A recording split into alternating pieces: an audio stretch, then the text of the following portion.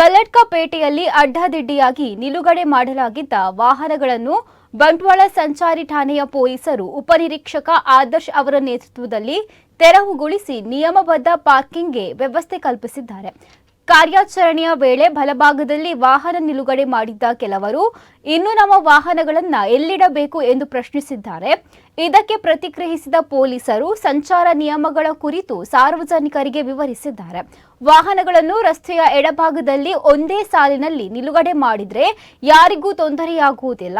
ಆದರೆ ರಸ್ತೆಯ ಎರಡು ಬದಿಗಳಲ್ಲಿ ವಾಹನಗಳನ್ನು ನಿಲ್ಲಿಸಿದ್ರೆ ಸಂಚಾರಕ್ಕೆ ಅಡಚಣೆ ಉಂಟಾಗುತ್ತದೆ.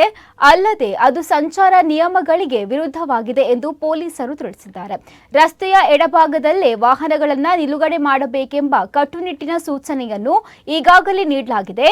ಈ ಕುರಿತು ಎಲ್ಲಾ ವಾಹನ ಸವಾರರಿಗೆ ಮನವರಿಕೆ ಮಾಡಿಸಿ ಸೂಚನೆಯನ್ನು ನೀಡಲಾಗಿದೆ.